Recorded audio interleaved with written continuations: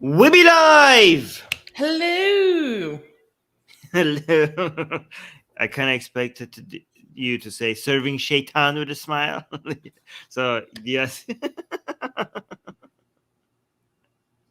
Hi guys. I'm make sure not you like Elliot. the video. I am not No? Elliot. Okay, like I know we have not been seen in the same room together. at the same time, Right. but I actually am not Elliot. Believe it or not. Okay, good. Good to know. Guys, like the stream. That will increase the number of people that are here if you like the stream. So please do that. That really helps us out. And also, once the show is over, please don't go and take a few seconds to just leave a comment under the video. That would be very much appreciated. Thank you very much. We are going to be covering the news on religion, atheism, and all that, secularism, all that sort of stuff from all around the world. Which countries are we covering today, Susie? Okay, we have Egypt, Lebanon, Pakistan, Iran, the US, Israel, China, and Jordan. Amazing.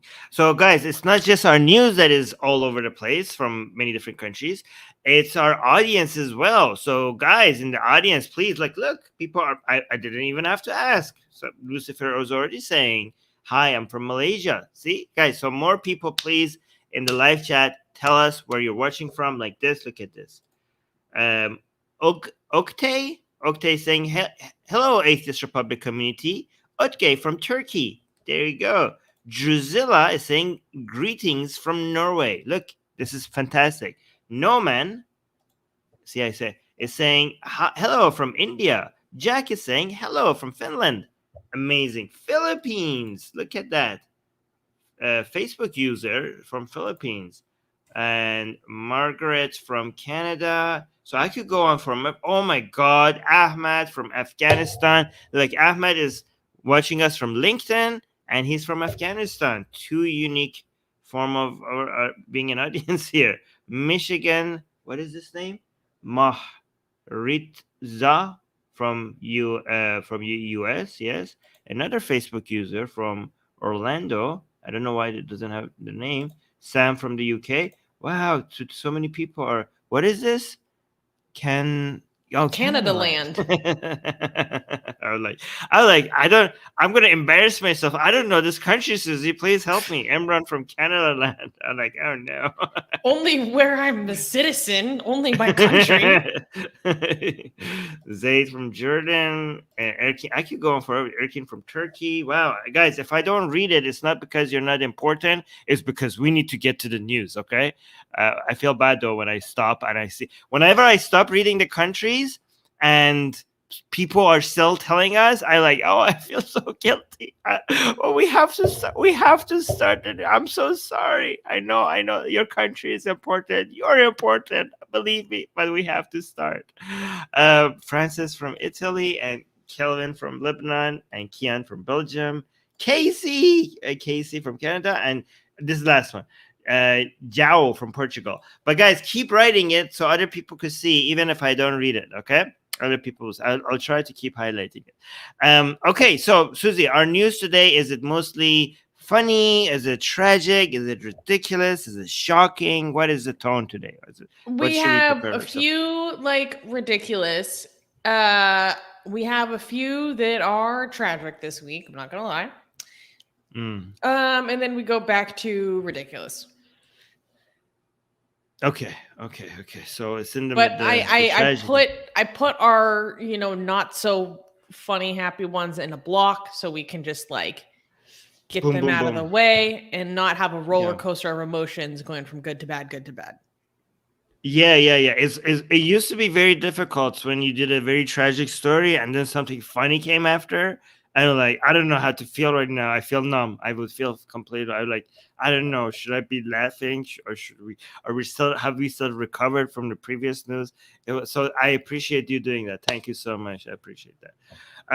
Okay. So is the first news so guys, again, we clap between the news unless somebody died, unless somebody was tortured, unless somebody was molested, but it's not clapping does not mean approval. It just means that we're going through the news. Okay. So is the first news clappable, Susie? Can we clap? Yeah, no, this is fine. This is fine. Okay. First news. Egypt's new Niqab ban in schools divides the nation. Egypt's recent decision to ban the niqab, an Islamic religious garment that covers the face, leaving pretty much only the eyes, in schools, has ignited passionate discussions across the nation. Education Minister Reda Higazi stated that while students have the optional right to cover their hair, it should not cover their face, emphasizing that such a choice should be based on her own personal desire without any pressure or force from any person or any other entity other than the parents. Well, some Egyptians believe that the ban facilitates better communication in classrooms and enhances security. Critics argue it infringes on religious freedoms and could push parents to opt for all-female schools. The divisive policy is set to be enforced from September 30th to June 8th of 2024. So this caught my attention for a couple of reasons, Armin. I think it's very interesting that when there are niqab bans in places like Egypt, I think there is some form of niqab ban either in Germany or Sweden, that an immediate accusation is like Islamophobia. But like that is, so we see this in Egyptian schools, but where is that same accusation? Right. So what's the main reasoning behind this, that they're removing niqab? I think this just saved in France. This thing that Egypt did just was like a blip. For nobody can blame France anymore for this. It's done. It's done. Like every time people are like, I point at France, they're like, you are Islamophobic. France could just be like, Egypt. That's it. Mic drop. End of conversation. Egypt. It's done, isn't it? Like this cannot be Islamophobic. Like an Islamic country has came to the same conclusion. So how could we be Islamophobic for this? This is the end of the conversation, isn't it? But again, what's the reason? I mean, I wish it was. I wish it was. So it's okay. I went to go refresh my memory, and I haven't been able to find in English reporting media why the education minister like made this decision. Right? They just said that any form of covering that contravenes the condition of the face being visible is not acceptable. But they didn't say like why. What was the reasoning behind it? Al Jazeera did a profile of a lot of different Egyptians and their opinions on this. And there were some people who are saying that they support this decision because they think the face being visible is very important for teachers being able to read the body language of their students to see if they're understanding, which I thought was a very interesting point. I hadn't considered that before. But then there were also people saying that this is a religious freedom issue and that they should be allowed to do this. And this might have implications on women's education if they're not allowed to do this, meaning that some people would make the decision to be totally sex segregated if they're not allowed to wear this, or possibly be taken out of education altogether. But there was one portion of this policy that caught my attention. So it says in the policy that the choice should be, quote, based on her own personal desire without any or pressure or force from any person or any other entity other than the parents. And I'm like, well, the parents are going to be the most likely people to be pressuring and controlling this behavior. That kind of seems like a major flaw and loophole. I mean, I know that they're not trying to be some like liberal bastion of individuality and rights, but individual liberty. But still, I'm like, let's be honest. The parents are the people who are most responsible for the social conditioning and pressuring of their daughters. Yes. What do you think about that? Yeah. But as we know, adults own their children even when they're adults, so they're legally their property. So that's why that loophole is allowed. It's kind of like when slavery, kind of like you're the legal property of your parents and they have complete control over you, and that's recognized, should be recognized at least by the law. So that's the reason why they are allowed to pressure you. That's how that works, apparently. Yeah. Yeah. It just seemed like, okay, if this was actually about making the policy acknowledging and honoring women's choice, there wouldn't be any exceptions to that rule. Yeah, especially parental pressure, because a lot of women would like to take off the hijab or niqab or whatever, but they don't explicitly because of how their parents would treat them. So I don't know. I just thought that was interesting. Yeah. I had some interesting comments. By the way, guys, we do take super chats and we read the super chats between news items. So please, if you can, keep those super chats coming. But we did also read some interesting comments sometimes. Wikar saying, okay. Hi, Armin and Susanna. I love you both from Pakistan. Also love all the Atheist Republic community. Thank you so much, Wikar. That's very nice. Thank you for being here. We love the AR community too. Jack is saying, shouldn't people be free to wear what they want as long as they don't hurt each other? Isn't niqab ban against liberalism? Just questioning. Well, I mean, it's in certain areas. First of all, liberalism doesn't mean absolute freedom all the time, everywhere. Liberalism advocates for maximum freedom unless you threaten someone else's liberalism. So, for example, if it's a security issue, sometimes you limit people's freedom. For example, we limit people's freedom to cross red lights because if you allow them, then other people's freedoms will be limited, right? But also, this is in schools. This is not everywhere, right? So if you have just the limitations that you put people in school or at work, that doesn't mean that's against the freedom in public, the freedoms that you have for public areas, right? So, for example, if in school you don't allow students to swear at the teacher, that doesn't mean you're not allowed to swear. It just means in this platform, in this environment, you are expected to behave in a certain way, and that's saying, for example, that you can't swear at your boss at work or else you will get fired. That doesn't mean there's a limit to freedom of speech because you don't get arrested for it. You're not getting fined for it by the government. You just are expected to behave a certain way in a certain environment. You could still swear in other places and stuff like that, right? So there's that. And D saying easier to take attendance when you can see people. I mean, I know that's funny, but it also made me think if you're wearing the niqab, aren't you going to be able to get other people to come write your exams for you? Right? What? At school, for example. Oh, like you have some other girl come dressed in niqab, come into the classroom and take your exam for you? Yeah, aren't you able to do that? I hadn't thought about that. Yeah. I mean, they would have to still look pretty similar to you in the eyes. No, not really. Especially if you wear some eyeshadows and makeup, then I can't tell them apart. If you could do them, if you're wearing the exact same, do the eyebrows. I definitely could. I have really good facial recognition. It's like my superpower. So I would be able to tell based on the eyes if that's a different person, 100%.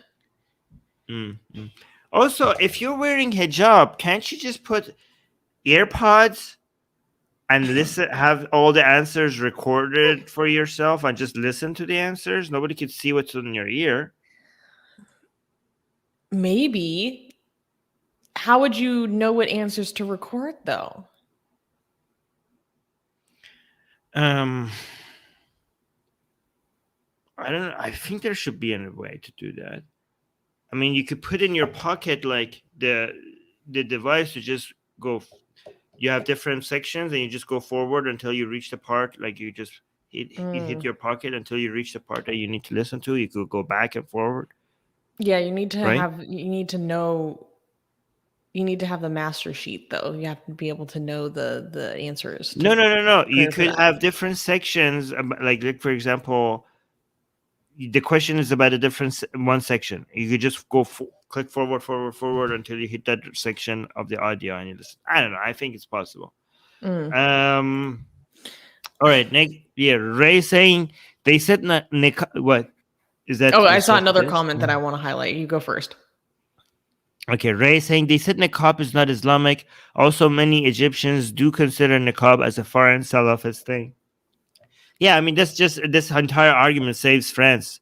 You know, like if Muslim countries can't decide which part of the hijab is Islamic and which part of it isn't, then if France is banning something that is Islamic, is it actually Islamic? We don't. Even Muslim governments can't seem to agree which part of it is Islamic. So we're not even sure. You can't even tell us that we're being Islamophobic, given that we don't even know if this is Islam or not. So there you go. I mean, this completely saves France from all the accusations. Zayd, you want to read this one? You highlighted this one. Zayd said, in my country, there was an incident where a man wore a niqab and didn't examine his sister's place. Oh, see? That's crazy. Like, I knew it. Did no one notice like the height difference? Like the difference in body build? Like, what are you saying to me? I mean, have you not? I mean, when I do exams in UBC, there's just like so many of us in an entire gym area. Like, who is supposed to be the one who can tell that I'm not the same person? We're not talking about like high school classes, right? We're talking about, I don't know, 200 people walking into like a gym area, right? Which they have seats put apart. Your teacher is not there to be able to be like, our teacher couldn't even remember us if we were, unless you're a person that keeps on asking a lot of questions, it's not going to remember you. And your teacher is not even there. Your prof is not even there. Who's supposed to be the one who recognizes that you're not the same person? Yeah, I guess I didn't consider that because my university was a lot smaller. No. Zayd was saying he was caught in full makeup. It was hilarious. Okay, so he was caught. Yo, I love the commitment though. He went full method. Yeah. Okay, like I wonder. I want to see like a comedic skit about this. Like, did he try to do like a little female voice, like when people tried to talk to him? Like, yeah, you're right. That'd be so funny. Oh my gosh. Right. Like, hi, Noor. How are you doing today? Hi there, ladies. How are I'm great.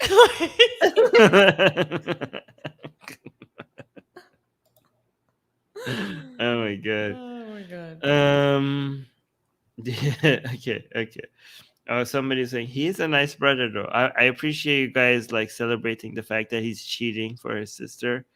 You know what? Yeah, exactly. Wholesome. That's what we should be considering here. That's familial love right there. Making cheating wholesome. I didn't know that's what we're going to be doing here at the show today. All right. So can we move to the guys? As an official position of Atheist Republic is that everything we just said was a joke. Okay, we're not recommending for people to cheat. Just in case we could get into legal trouble for that. For legal reasons, that was all a joke, okay? Can we... All right. Can we clap for the next news? Yeah, this is pretty hilarious to me. All right. Next news. Okay, guys. How MTV got a fatwa in Lebanon. That's what we're going to talk about today. MTV got a fatwa, a ruling put on its head over the homosexuals. Okay, so let's dig into it. The push to decriminalize homosexuality in Lebanon faces some serious religious backlash. In a bold move towards advocating for LGBT rights, Mer Television, MTV, so not music TV, coming out of America, but different MTV, Mer TV. I got you there. in Lebanon aired an ad campaign urging for the decriminalization of homosexuality. This initiative confronts Article 534 of Lebanon's Penal Code, which penalizes, quote unquote, unnatural sexual intercourse with a year of imprisonment.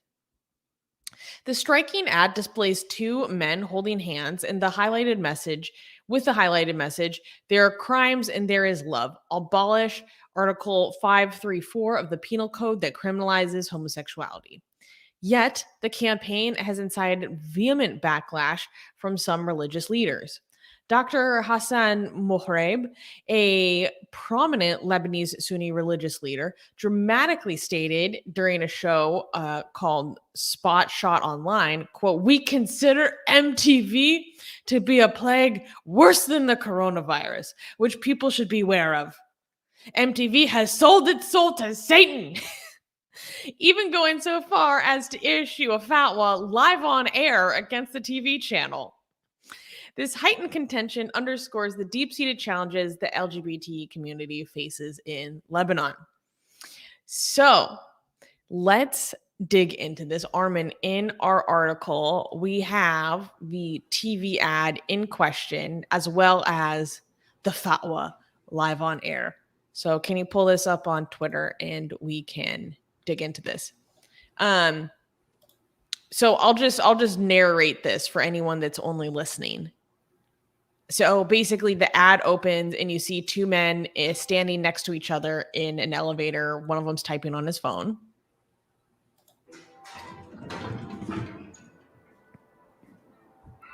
And then another man enters the elevator, presses a button to go down, and then he pulls something out of his coat, and that's a gun.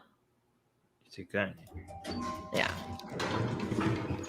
And then on the text comes up and says, "There are crimes." And then the two men that were first in the elevator hold hands, and it says, "And there is love."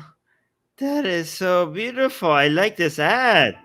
Yeah. Because they're holding hands. They're comparing, like, you call this a crime, and that was like comparing it to something that is actually a crime. This is beautiful. Yeah, because you see the guy come into the elevator with a gun, and like you immediately tense up, right? Yeah, like, yeah. And then you put it next to something. Yeah, this is so beautiful. Like this is such a powerful message. Like, comparing this to an actual crime. Okay. I like it. And then it says, abolish the article that the penal code that criminalizes homosexuality. This is an ad from in Lebanon? Like, where was this ad made? Yeah. Wow. Amazing Lebanon. Oh my God. Islamic countries making good ads in support of homosexuality. I mean, to take. Oh, look at the background. Oh my God, this is such a powerful ad. Let's go back. Where is it? What happened? You skipped all the way forward. Okay, sorry. Wow. Elon Musk, your platform sucks. Yeah, let me refresh. He has single-handedly, really destroyed his own investment. It's crazy. Did you see how the valuation of Twitter completely dropped by like 90%? Well, how can you tell? It's not public. That's besides the point. Maybe I'm wrong. Yeah. Okay, go ahead.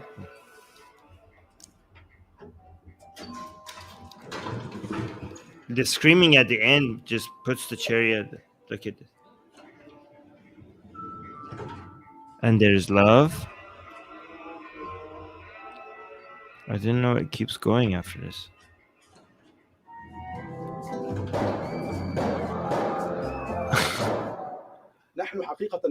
Okay, so I didn't know it keeps going after this. So this guy is saying, I consider MTV to be a plague and people must be aware of it. Wow. Because okay.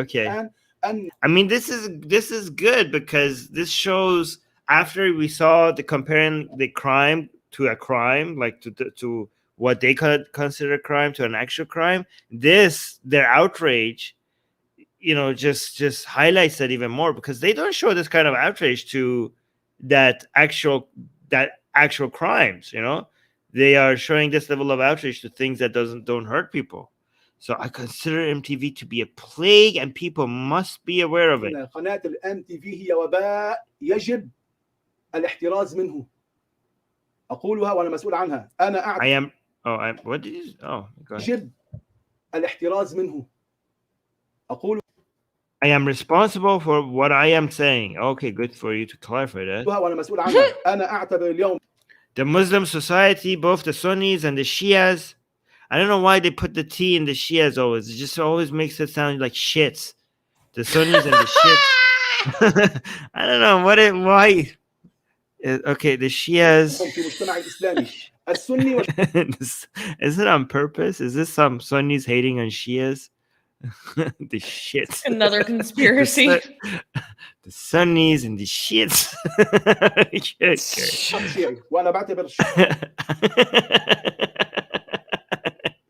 And the shits. The double I makes it not just a normal shit. Like these shits. Okay. I believe that the shits support me in this completely. Okay. Let's see, he's saying Shia. He's not saying shits. Why are you writing it like that? He's saying a Shia. He's saying it like me. Shi'i. That's what he's saying. And then saying, okay, yeah, we consider MTV to be a plague worse than the coronavirus. Okay, all right. Which people should be aware of. Beware of. MTV has sold its soul to Satan. I didn't know. This is a big news to me. Okay, I didn't know TV agencies have souls. Like, do we have humans? My understanding it was that it's a corporation. Yeah, corporation. Do corporations have souls? I didn't. Okay, so I understood that only 4 entities Islamically. Maybe I should tell. See, this is why you come to Mufti Armin for your Islam, okay? Because I don't know. This guy seems like an Islamic scholar, but he doesn't understand that only 4 entities in the world have souls, right? One is God, the other one is angels, the other one are jinns, and the last ones are humans. So I don't know. The soul of MTV, corporations don't have souls. I don't understand how this works. So MTV has sold its soul to Satan. So do corporations go to heaven and hell as well, given that they have souls? Do they get like... Brother asks a very good question. Right.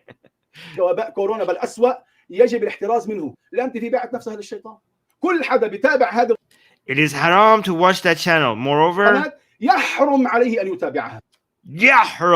is haram. Are you issuing a fatwa now? Or this TV, he knows this. Good job. This TV anchor or whatever, he knows how to milk the situation, right? You're like, oh my God, I need to make this more dramatic right now. Are you doing it? Yes. Yeah, like yeah.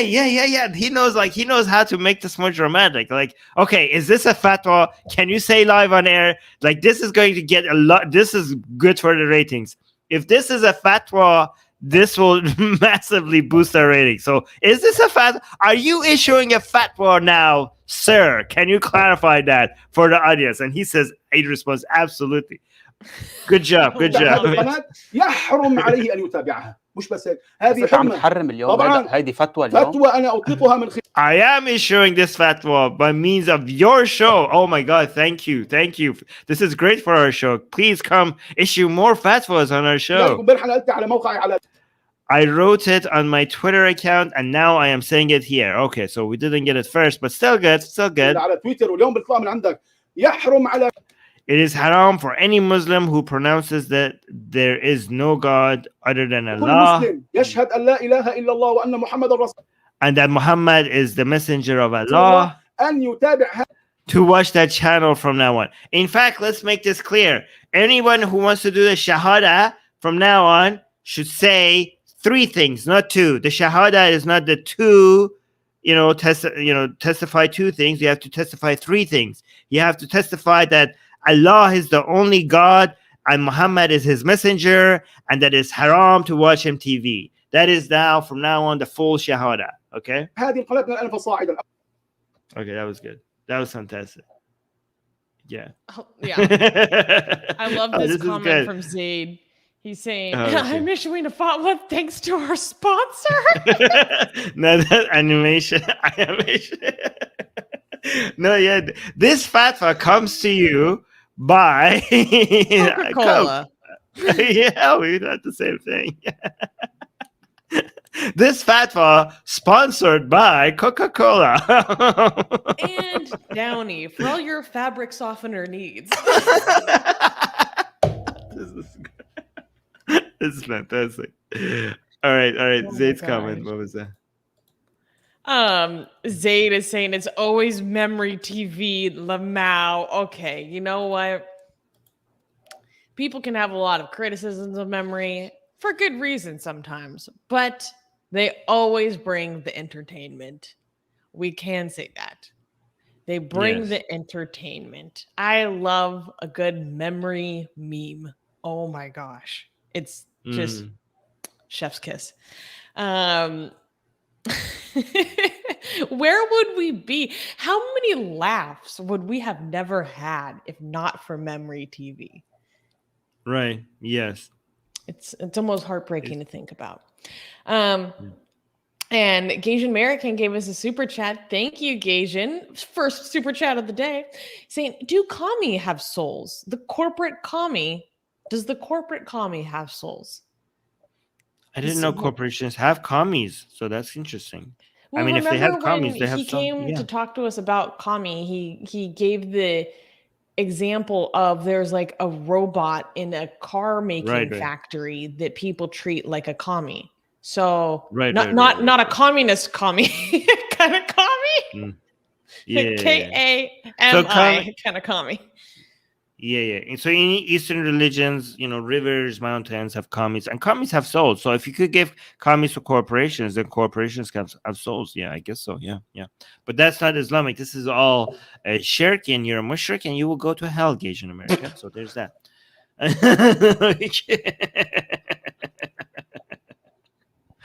Okay. You just thought it was important to remind you, brother. Yeah, just a reminder, brother, that you will go to hell. Yeah. Don't worry, it's all love. Burn with love. You're going to hell. Yeah. You're going to hell. Goddamn pagan. Guys, we're just kidding. All right. Yes. All right. So let's move on. Lucifer Christ is reminding everyone to please like the stream. If you're here, you're having fun, you enjoy our content, you enjoy our community, you come here all the time, or maybe this is your first time, drop a like. Stay longer. We have a lot to cover today.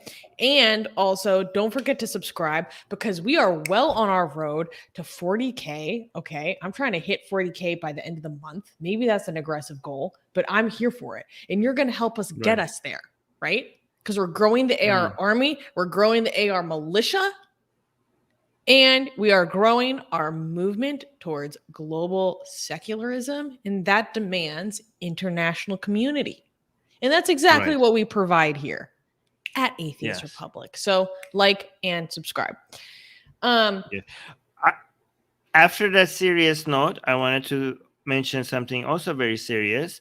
Al-Rez in Persian is coming up with his interpretation of what kami means. And he thinks in Persian is saying he thinks kami means whoever comes early, very early. He thinks that's what that means. So I know there's a... so. I don't know. That's what he's trying to understand. He's coming from the Persian channel to here, and he's trying to understand what we're saying here. That's what his understanding is. Just Oh, okay. No, actually, Noman is also saying. No one is saying for legal. Oh, good. Noman is learning things here. He understands how Atheist Republic operates. Noman is saying for legal reasons we don't have an actual army. Yes, thank you, Noman. Thank you for the clarification. I mean, we can check with our lawyers. I think it's legal for us to raise an actual army. Depends in which state.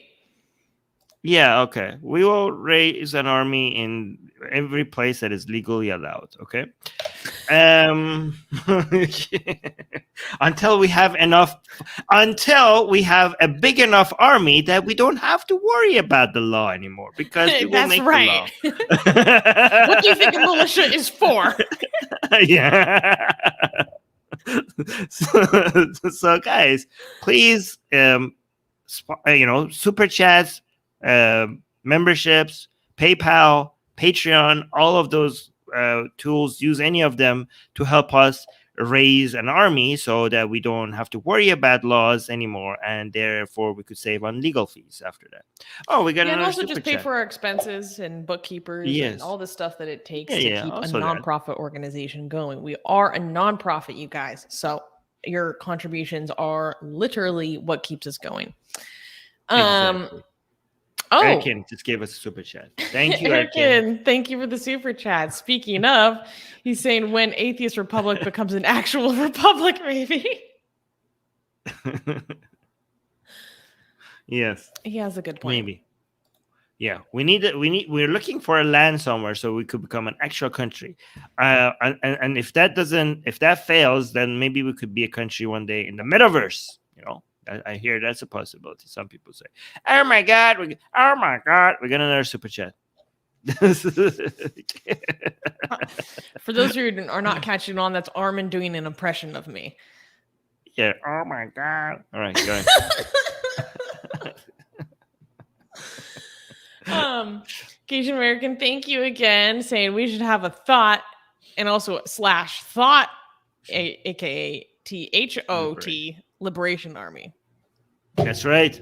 Any country that abuses ex-Muslims, we will invade you. That's how it works. We'll just come topple the government. If the atheists and ex-Muslims are just mistreated, we will just come and help with the coup. We will start a coup, right? For legal reasons. That's a joke, by the way. But thank you. Thought Liberation Army. We are freeing minds and booties. Oh yeah. How would that work? Would the soldiers just be thoughts? Because that would be very distracting. I think that works. That will work. Exactly. At the same time, it could be good for morale. Yes. I will join that army yes. I will leave. I would stop streaming and just join that army. Yeah. The infantry. You're like, hey, everyone's getting laid, man. All right. All right. So can we clap for the next news? Oh no. So this is our period of some not too good news, but it's important to talk about. Okay. Next news. 4 sentenced to death for blasphemy in Pakistan. In a controversial move, 4 individuals in Pakistan were sentenced to death for blasphemy after allegedly sharing online content offensive to the Prophet Muhammad and the Holy Quran. Hailing from Rawalpindi, a judge also imposed a hefty fine on the convicts. Another involved party received a 7-year prison sentence and a similar financial penalty. These sentences come with a caveat. The death penalties need confirmation from a higher court before execution. This decision follows a series of tense events in Pakistan surrounding blasphemy, a highly sensitive issue that can lead to severe punishments. Since 1947, blasphemy accusations have led to 89 extrajudicial killings, highlighting the gravity of the situation. So, yep. It just goes to show that this nonsense and this cruelty continues for no reason. I wasn't able to find information about what specifically they did that was deemed as blasphemous. I mean, they were accused of sharing content that's insulting the Prophet Muhammad and the Holy Quran in a WhatsApp group. But I mean, I couldn't find what they actually said, what they actually posted that was deemed worthy of sentencing these 4 men to death. Yeah, it's just so frustrating and so disappointing, in the midst of that horrific attack that happened on the Christian community, only less than a month ago, where at least 19 churches were burned and the entire community was terrorized, and people had their homes broken into and their property stolen just by mobs over being framed over desecrating the Quran. I don't know. It just, just more of the same disappointing, shameful behavior. I don't know what to say. What do you think? How is this going to change going in the future? Do you think it's going to get Pakistan's, with blasphemy, death sentence? Like, no country even comes close when it comes to the number of death sentences that they pass for blasphemy. It's for sure. Yeah.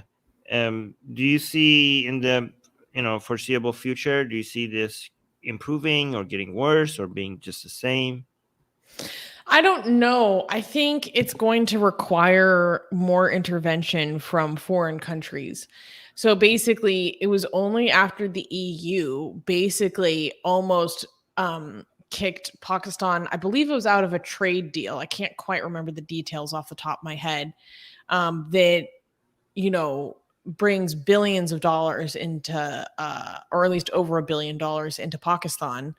And the EU did this because of the blasphemy frenzy that was happening in Pakistan over the past 3 years. Like, it has become so heightened in the past 3 years, to the point that the EU is like, guys, what the hell is going on? We're going to revoke like all this funding we give you, or allow access for you to get funding through us through economic exchange, right?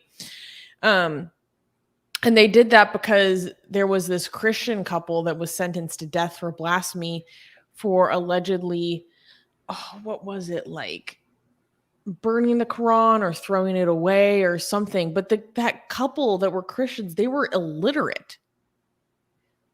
Like, even if they did do this, like, there's no way that they knew what they were dealing with. Like, they were illiterate. And so that was the only time in the past several years I've seen any major move towards mercy. And it only came due to the pressure of sizable external forces that had economic leverage over them. So, right. So, okay. So we didn't get any super chats, but there are some comments about this news that I wanted to highlight. Wallace is saying, I thought they never go ahead with the capital punishment in that country. Yes, they don't. But they ruin the people's lives. They haven't yet. And also, they do put a target on these people's back. So here's what happens. So Pakistan that's why we said they are number one country in handing out death sentences, more than any other country, with a major gap from this number two. But they're also never actually carry out the death sentences. But they ruin the people's lives. Because first of all, they just said for years in prison, just on death row, never carry out the death sentence, but just sit in jail. And if they ever are let go, then they always have to look over their shoulders. Like, they are, they're walking dead body, because they are considered somebody who has blasphemed, who the government didn't kill. And in Pakistan, the Islamic mobs are actually more dangerous than the government itself. So that's why this is just like, you're done. Your entire life is a mess. And even if you somehow manage to leave Pakistan, what happens is that your family is still in Pakistan, and people want to make sure, a lot of Islamic mobs want to make sure that people who run away from Pakistan, they understand that they haven't managed to be free, because they still have access to your family. So it's a nightmare.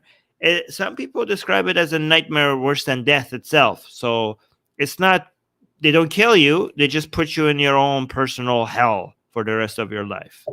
So that's what they do. And okay, so somebody on Twitch, Timir is saying Pakistan will not change unless it is free of its army control, which I don't see happening anytime. Well, some people have the opposite view. Some people, I mean, I'm not saying which one is correct, but some people are saying, well, actually, if it wasn't because of the army control, the Islamists would take over the country. So some people are saying the army is the only thing that is between a complete Islamic takeover, and what we have right now. Do you highlight these? Yeah, Muhammad Tariq is saying in Pakistan, if the alleged blasphemer is what they said is published, the publisher risks blasphemy. That's a good point. That is why you don't know what was allegedly said in a lot of these cases, which is just so frustrating. I mean, I understand that. Excuse me. That's very like logical explanation, but that's also denying the public a lot of information that leads us to make conclusions on our own. Although I know there are probably millions of people that don't even care for that to begin with. All they need to know is that this person was accused, and that's enough for them to know that that person deserves death. He also said, wasn't the... sorry, my voice is not too good today because I was at a demonstration for Iran yesterday and I was yelling too much. Wasn't that EU proposal penalty regarding the addition of 295D, which is an aspect of the Pakistani penal code, which criminalizes insults against the companions of Muhammad? Basically, it targets the Shia minority in effect. So I thought that part of the penal code came in after this. It all blurs together, though, to be honest. So you could be correct. But I remember them particularly focusing on the case of that Christian couple and that being listed as a pretty prominent reason. Cool. Yeah. Do you want to read these other ones?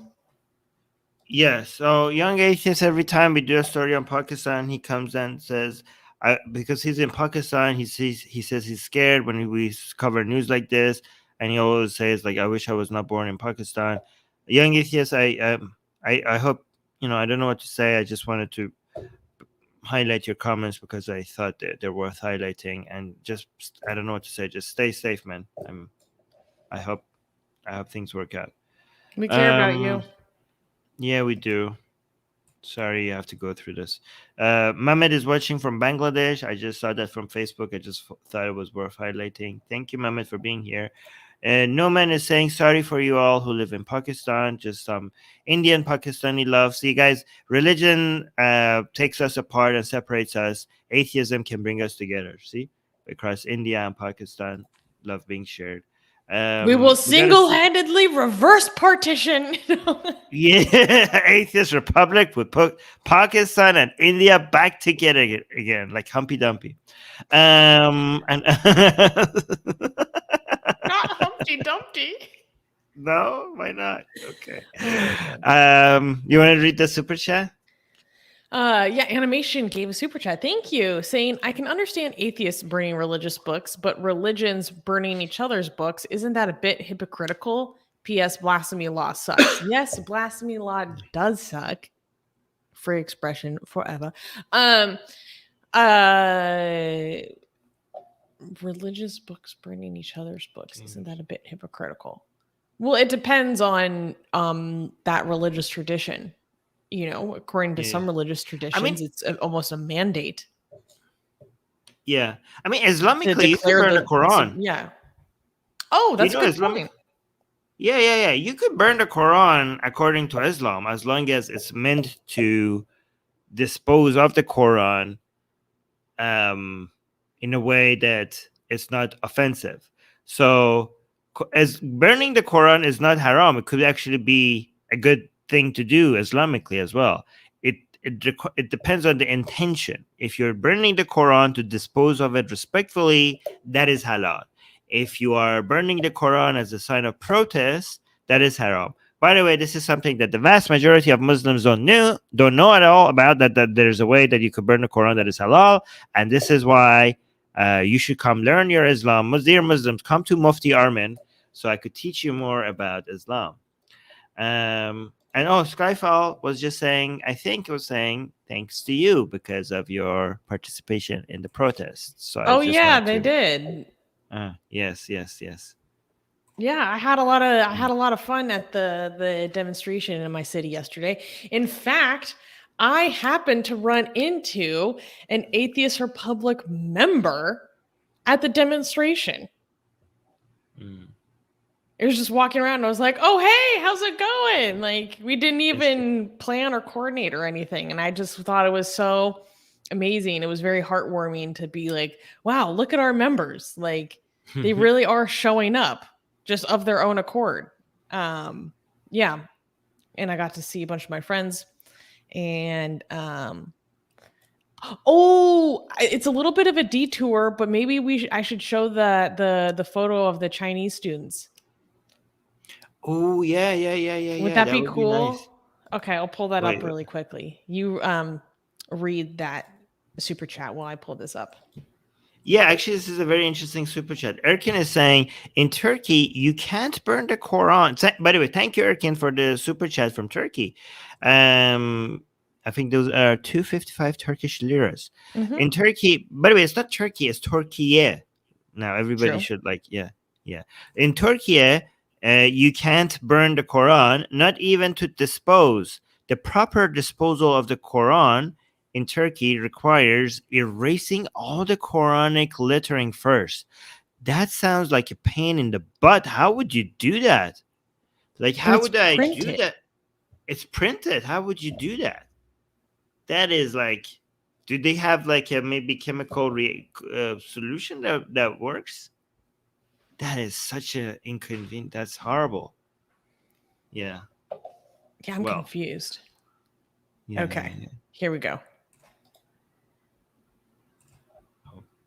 I thought this was so cool at the demonstration yesterday. Yes. There were all these students. Wait, how can I make this a little bit bigger? There we go. Oh, this was at the demonstration. You took this picture yourself. I didn't know you took. I showed this on the Persian show. I thought this was just somewhere on the internet. You took this. I didn't give you proper credits for it. I should have given you credits. I didn't know. Okay, yeah. I talked to them. God. They were so cool. That's amazing. That's a very beautiful picture. You should I hope they know that because I showed this on the Persian show and now thousands of people have seen it. So I wish they know. I hope they know that they helped bring the Iranian and the Chinese community together, because now a lot of people have seen this image because of them showing it and you took it. So this is that's what I told them. I was like, wow, guys, like, I know that this really, really means a lot to people in Iran. Like, can I take a photo of you? Because I want to send it to my friends there. Like, this would really blow their mind. And they're like, yeah, sure, blah, blah, blah. I don't know. They were really sweet. So can you explain what we're seeing here? We have a picture of 3 students from Iran. 2 of them are women. One of them is a guy. And from Iran? From China, you mean? Excuse me. Yeah, from China. And their signs say Chinese feminists stand with Iranian women, and then women, life, freedom, and then the equivalent translation in Chinese with the Chinese characters.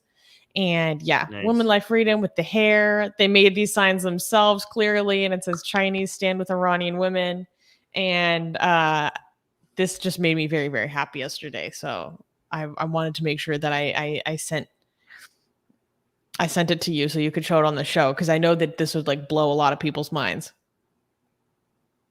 Yeah, this is beautiful. Especially because I wanted a lot of Iranian to see some Chinese people are standing with them, because even earlier in China, some Chinese people protesting had the signs "Woman, Life, Freedom" in China, as well. So that was very beautiful, especially because the Chinese government is supporting the Islamic Republic in many ways.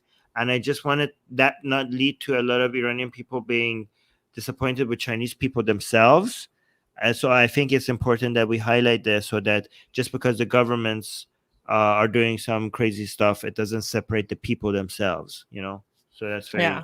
Thank you. Yeah. Thank you so much for taking this picture, Susie. That was very helpful in the show. Yeah, I don't know. I was like really excited.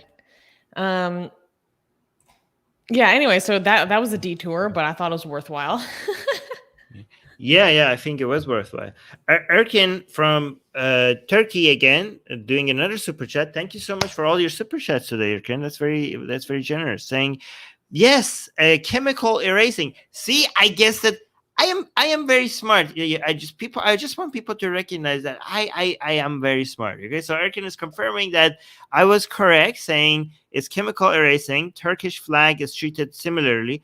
Wow, so you can't even throw away the Turkish flag. You have to chemically erase it, which can only be burned once it's shredded to pieces such that the crescent and the star cannot be discerned in any way. Wow. So this is the problem of having religious symbol on the flag, because now if you throw the flag in the garbage or anything, then you're disrespecting disrespecting your religion. But here's another problem. Like, Iranian money has like Quranic stuff on it, for example, and the coin, and and the money. And you cannot touch the words of God without having wuzu on, without having the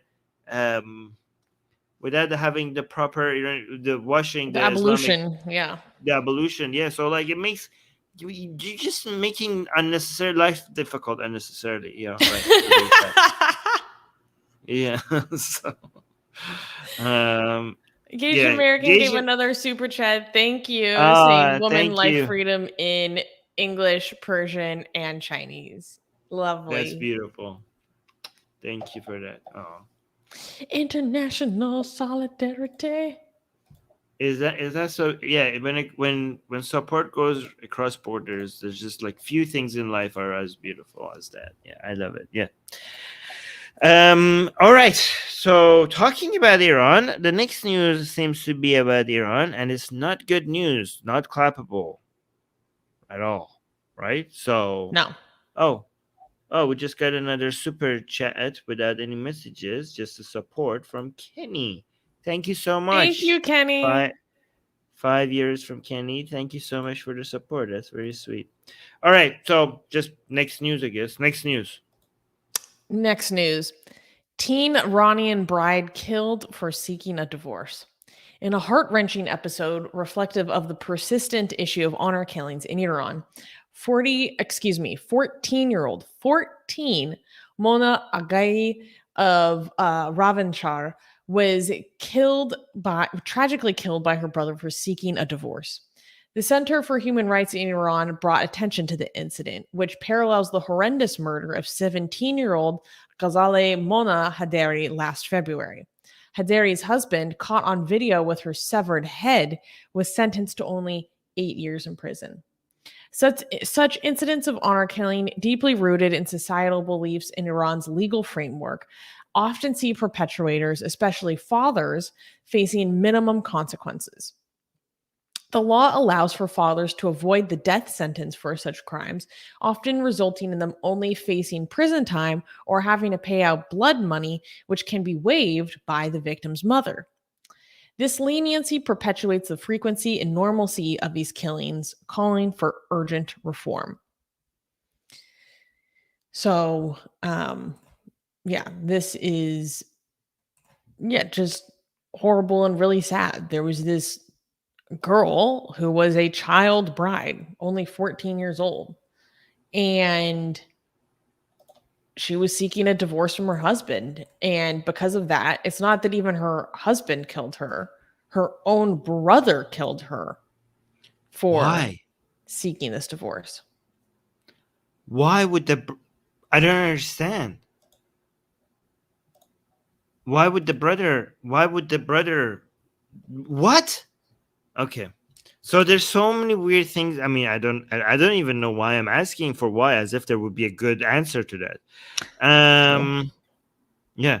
So, the weird things is that I thought the husband killed her because she was seeking divorce, but it was her own brother somehow insisting that it's not good to divorce your husband and killed you because of it. The fact that she's 14. When was she married? If she's seeking a divorce at 14? I don't know that information. I couldn't see that in English media. Oh my God, it's so disgusting. And guys, this is Islam. And I know some Muslims might come and say, like, no, these Islamophobes here are telling you this is Islam, but Islam does not allow this.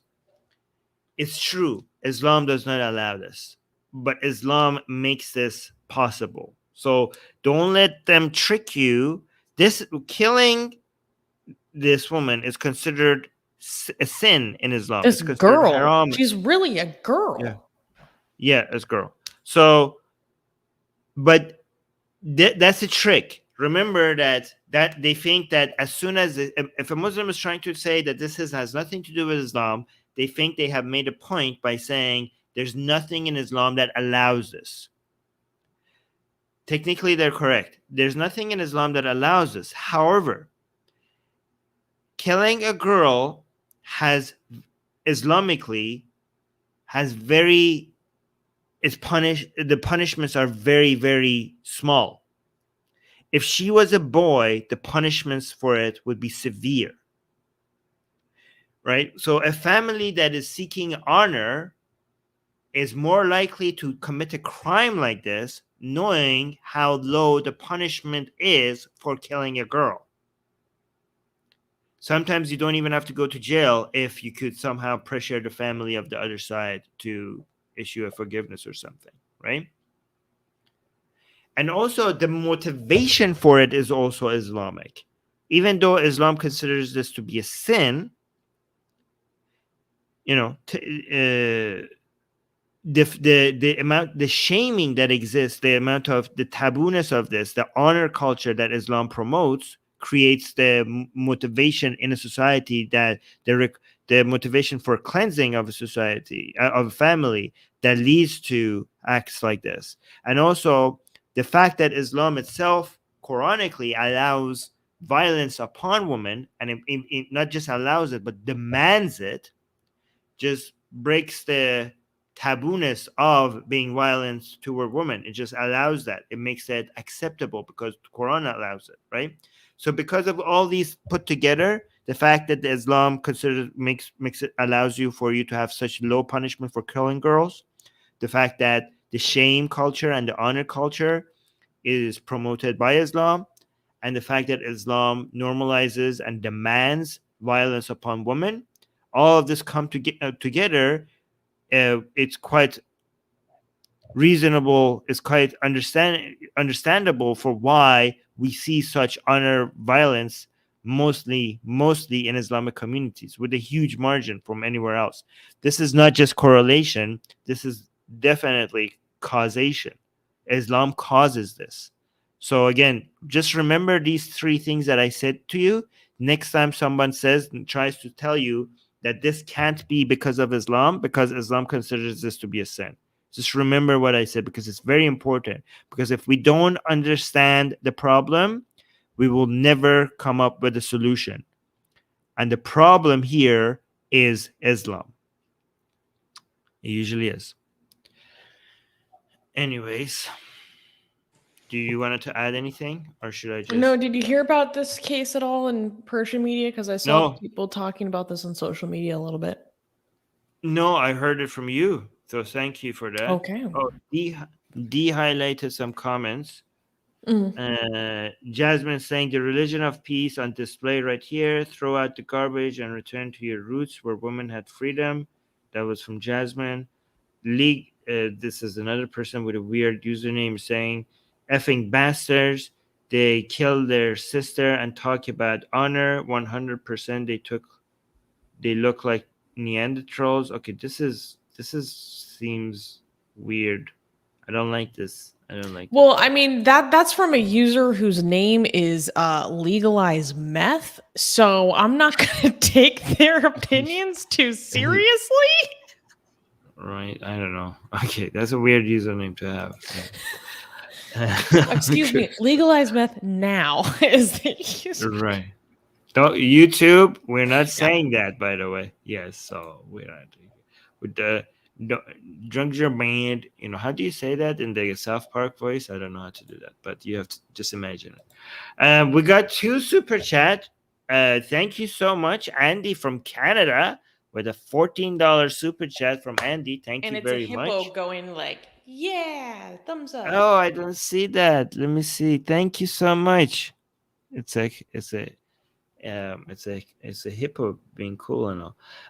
No man gave us another super chat saying congratulations on passing the Mass Act. Good job. Well, it hasn't completely passed. It passed the House. It passed the House, but it needs to pass this the Senate as well. So, but yes, good progress so far. So thank you so much, Norman, for reminding us about that. And thank you for Susie for convincing at least one congressman to not just vote for this bill, but also to sponsor it. So thank you so much for Susanna for being part of making this a possibility. Thank you. Thank you. I try. Thank you to the local Iranian American community for giving me this opportunity, really. Yeah.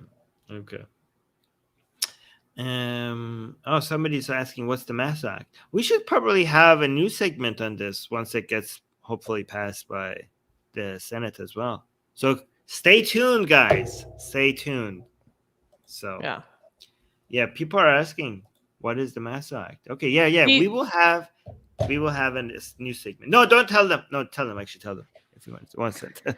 I just wanted to tease it, but then I realized the Massa Act is a piece of legislation that just passed the House of Representatives almost unanimously. Now it goes to the Senate before it can get signed into law, and basically it's a sanctions package on the office of the president of the Supreme Leader, the office of the president of the Islamic Republic, and other various important positions within the government. And it's a bill that has been pushed for tirelessly by the Iranian American community in recognition of the human rights abuses that the regime has brutalized civilians with in the past year. There's a picture of me with the congressman. Yeah. Thank you, Susie, for doing all of this. Yeah, of course. Great.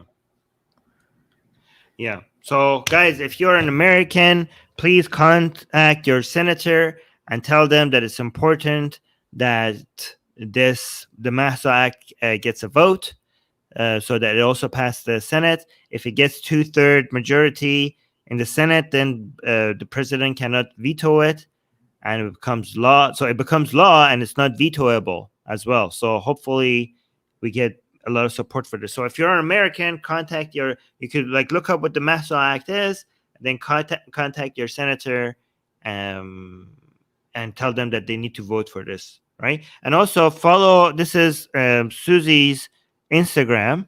So follow her on Instagram for updates like this. Her link to her Instagram. My Instagram is triple dimpled because of when she smiles, she has 3 dimples on her face. So that's why. Yeah. That's cute. I don't know why that just came out of me. That is adorable. That's good. I like it.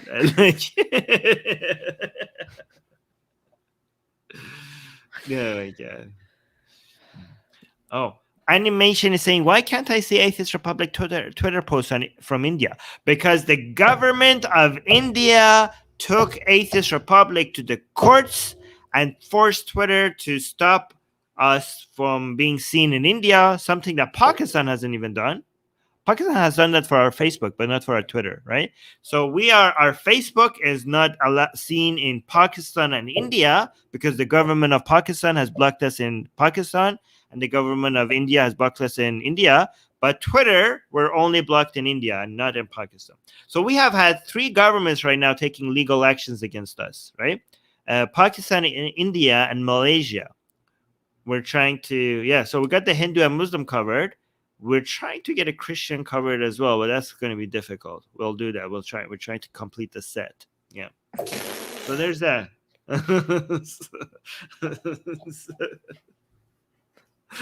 Hindu. Yeah. All right.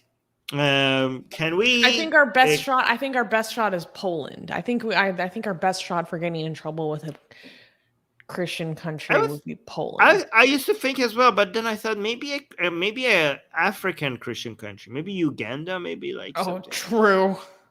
Yeah. I think so. Yeah. All right. So, can we clap for the next news?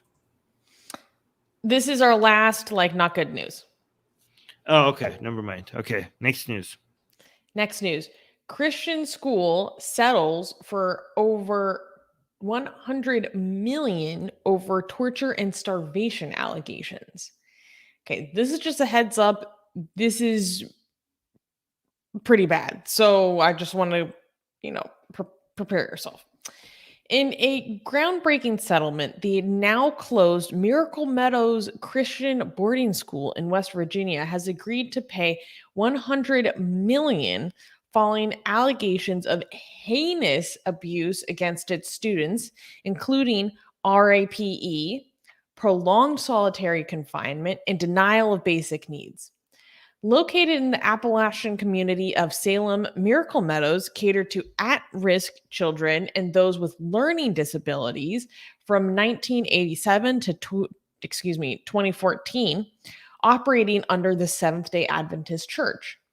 The disturbing chain of events leading to its closure began when a student consumed cleaning product and during treatment pleaded for aid against the school's abuses, eventually leading authorities to revoke its educational status in 2014. Attorney Jesse Forbes remarked on the chilling revelations, the abuses suffered by these children wouldn't be believed in a Stephen King novel. This settlement is the largest of its type in West Virginia's history, surpassing a previous $52 million agreement in 2020. The unsettling claims also include allegations that some of the students were impregnated after they were assaulted by staff and subsequently underwent forced abortions, while others contracted sexually transmitted diseases. Jesus effing Christ. Yeah, the details of what went on at this school are it's just next level. That's the only way I can describe it. It's just next level. It's Why were they torturing them again? Sorry, can you explain? I mean, is there a why? I don't know. I just have to ask. I don't think there's any. I know I ask this as if there could be a good explanation for these things, and I know there's not. But do they have I don't know what's the motive here? Just doing it out of just because Okay, well, when you are in a high control environment, they will use anything they can to justify the behaviors against you. So if you were not doing your assignments correctly, they would put you in quarantine chambers and basically starve these kids, force them to relieve themselves in a coffee can with no toilet paper. And they weren't allowed to leave until they had memorized portions of the Bible. And if they made mistakes, then they have to stay longer. Right? So this is a Christian torture chamber. It's crazy. Did anyone go to jail for this? No. The woman who was this was what pissed me off. I can try to find the exact number. But the woman who was leading the school for a long time only got 6 months in jail. What? With a extended probation of 5 years or something. Why? Let me try to find the exact number. It's insane. Wait, what country? This is United States. Why? So you get to torture children in the United States and not go... This is the punishment we get for it? Yeah. Okay, so the woman who was in charge of this school, Clark, her name is Susan Gale Clark. Clark pleaded guilty to child neglect, failure to report, and obstruction of justice, and received a 6-month jail sentence along with 5 years of probation. What about the people who were doing the actual torture? Like, what about the people who were doing the actual torture? Based on the readings that I have read about this case, this is the only person that's faced criminal charges. Maybe other people face criminal charges, but this is the only thing that I'm aware of. The school would hire people from out of the country. So then when things got too bad for like one particular staff member, they just like send them out of the country. They were so insistent on torturing the children that they went and oh my God. Muhammad is saying, did no one ask questions at the time these vulnerable children became pregnant? What the F? Well, this is like a residential school. This is like a boarding school. So they're like away from their parents. They're away from their family. They're in a very remote area. So they don't have access to a lot of people. Their movement is controlled by the adults at this facility. They're extremely vulnerable. And this is a private institution. So there was not enough oversight on like these private schools or charter schools and stuff like that.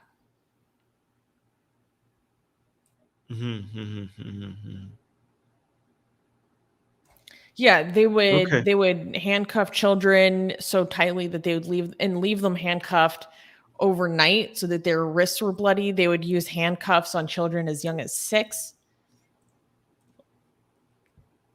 Right. So Sunday, somebody is saying, this is a comment, if I go to hell when I die, I hope they don't put me with the Christians. And then there's another comment here. So no drag queens were involved? ? Justin is saying. Oh yeah, actually, yeah. Where do we have conservative outrage over this right now? That's actually a very good point. Because if a drag queen reads a story to children, then that will be insane. That's child abuse, and that requires a lot of outrage, apparently. However, what about this? Are we getting at least similar levels of outrage from all these conservatives that keep saying "save the children" in response to a story like this, or is it just drag queens? Yeah. I that's what I assume. It's just drag queens reading stories to children. That's the real torture there. And then those people deserve life in prison. Yeah, I agree with this.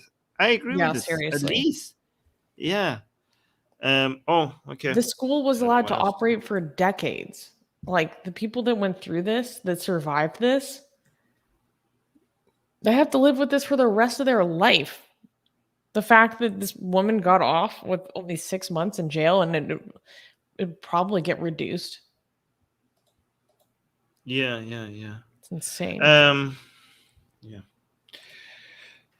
Sai Kiran, thank you so much for the 200 rupee. That's a rupee, right? That's a rupee. Mm-hmm.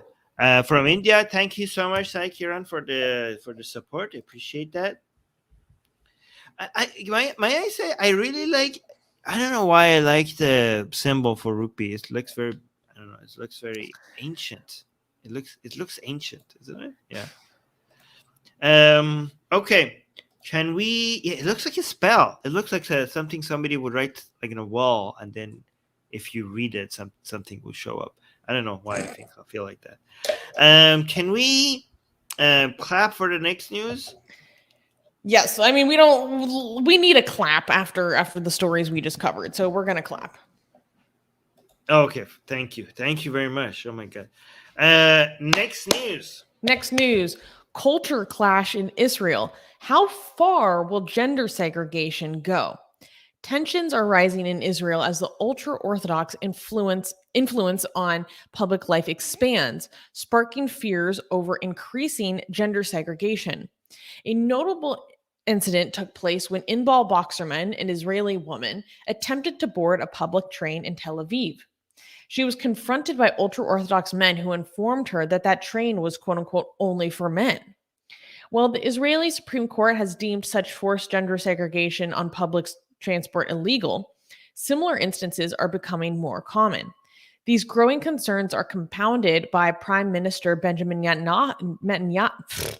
Netanyahu's political concessions to the ultra-Orthodox and far-right parties in his governing coalition. Some of these concessions involve proposals to segregate audiences by gender at certain public events, empower all male and rabbinical courts further, and even permit businesses to deny services based on religious beliefs. As a testament to the shifting dynamics, Israel dropped to 83rd place in a global gender gap report, despite historically guaranteeing rights for women since its 1948 Declaration of Independence. Commenting on this concerning trajectory, women's rights advocate Moran Zer Kazenstein warned, quote, "What is going on here is not an issue of left or right. They are changing the rules of the game, and it will have a dramatic effect on women. Our rights will be harmed first." So I thought that this was really interesting, important to cover, because I was not aware of how all the ways in which gender segregation is just exploding in Israel right now. So one of the things that I want to read a portion of an article from the New York Times, because this kind of just seemed so twisted to me. Okay, so Armin, pay attention to this segment. Supporters of expanding the rabbinical court's jurisdiction, such as Matan Kahana, a former religious affairs minister who remains in parliament but is not in the governing coalition, argue that as a pluralistic society, Israel should tolerate sex segregation in some arenas to accommodate the ultra-Orthodox, for whom it is a way of life. That made my brain explode. I need your reaction. As a way to promote tolerance, we have to promote intolerance, because our way of life requires for us to be intolerant. So please be tolerant of our intolerance. That's basically what this means. It's pluralism to promote sex segregation. It's pluralism to treat women as something that needs to be hidden. It's pluralism to allow this in the most conservative, high control groups in our society to just let this run wild in the public space. Right. Like, yeah. Are you kidding me? This sounds a lot like the Christians in the United States, they used to say, like, please be respectful of our racism. And now they're like, please be respectful of our homophobia. Then went to please let us please be tolerant of our homophobia.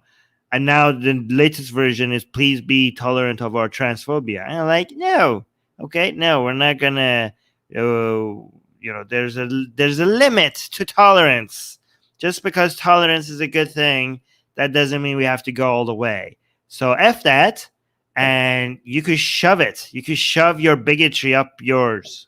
Right? I'm not going to finish that sentence. So no. This is secularism. Does not mean that we accept all forms of bigotry and discrimination and sexism. No. Okay. And by the way, this is a good reminder to people that religions can make even the best, most secular countries horrible, right? So just because, Israel is supposed to be the most advanced country in the Middle East, but you can see how it's going backwards because of religion. When Christopher Hitchens said religion poisons everything, that's one absolutist statement that I could agree with. Like, it does, Look how it's destroying such a advanced country, The vast majority of the problems that Israel faces is because of religion. It's horrible to see what religion is doing with Israel's secularism and democracy. It's such a shame. I thought it'd be interesting for you to share some of your experiences of when you went to go visit Israel, because, correct me if I'm wrong, but I think you remember you were with Genetically Modified Skeptic and you talked to some people. I can't remember what city you were in, but you were talking, I might be wrong, but you were talking to a girl about how ultra-Orthodox communities, it's treated when women learn how to drive or when women go to schools. And she was talking about how because she learned how to drive and got a driver's license, the whole community basically like ostracized her family. And is that ringing a bell? Okay, so what I specifically remember was the feminist activists who will go into these religious communities and put posters on the wall that is supposed to act like it's a religious poster, because or else they will take it down, blaming. So a lot of these posters is constantly warning women about outsiders and the modern world and like that's part of that. That's Tel Aviv, by the way. I'm not talking about a religious city. I'm not talking about Jerusalem. There was a certain part of Tel Aviv which is absolutely very religious, closed off. Like the women there are completely live in their own bubble. They're not allowed to leave that environment. They don't have phones, but they don't have internet. They don't have anything. They don't know anything. Even though they live in Tel Aviv, they have no idea about what's happening in the outside world. So these feminists, they will go there and they will post. So, for example, you see some of the religious posts on the wall because they don't have internet, so they just have to go read off things off the wall. Some of them are saying like there was a car accident yesterday, and this is because we saw some woman wearing pants or something, and that's why there was a car accident. Yeah, because God was angry because somebody somewhere wore pants or something, right? But another thing that the feminists do, like among these posters, there's some of them that are secret spy posters because they're warning you about these feminist groups that are coming and educating you about your rights. But the poster, even though it seems like it's a warning, it was actually posted by the feminists themselves, disguising as a religious post to inform women there that there are supportive groups out there. Do you know what I'm talking about? That's so clever. Yes. So that's what I remember, and that was pretty cool. And it's so crazy to think that in a country like Israel, like these are the links that people have to go to just to get these messages to people that like women, like you have rights. You can protect yourself. Like you are owed protection by the state. Yeah. A lot of these women in Israel, religious women, they don't know that there are support groups. Like they don't know they have rights. Like they don't, like they are being forced to live in a certain way, and they don't even know that they have a choice, that they're legally protected if they want to come out of it. And they don't even know that there are funds out there in Israel. There are a lot of atheists and secular and feminist funds out there that if they leave, there will be money supporting them and trying to educate them and get them jobs and a lot of other things, right? But they don't go for these support because they don't even know that they exist. So that's the only thing that is keeping them in their prison is the lack of awareness of the existence of these things. And it's so hard to get them that information. Yeah. And it's the direction that this is heading in is really worrying. Like in this article, it talks about an incident where bus drivers were refusing to pick up women because they were wearing like crop tops and workout clothes. So they're like public service workers that are denying services to Israeli citizens based on just how they're dressing. And like,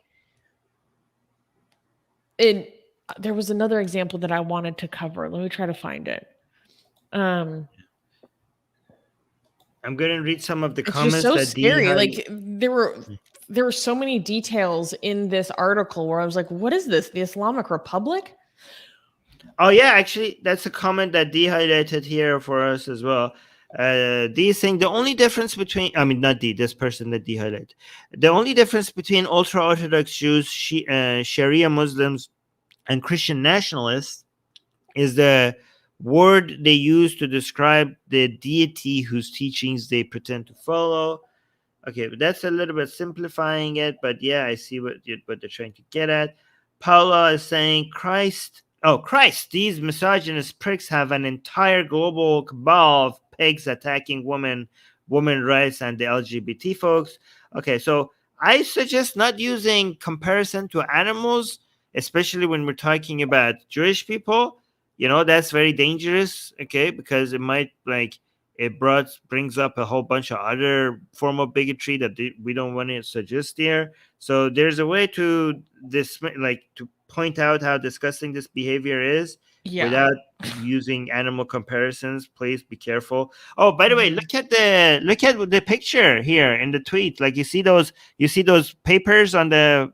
That's what I'm talking about. You see, because they shouldn't have internet. That's where they get the information from. You see all that, Hebrew letters on the So that's how that works. So yeah, that brings a lot of memories back from Tel Aviv for me. I wanted to read this one piece of the article that blew my mind. Okay. Quote, in a global gender gap report issued by the World Economic Forum in June that ranks 146 countries, Israel dropped to the 83rd place from 60th place last year. From 60 to 83rd. Although the report ranked Israel first in terms of women's education, the country's ranking for women's political empowerment slipped to 96th, just below Pakistan, from 61 the previous year.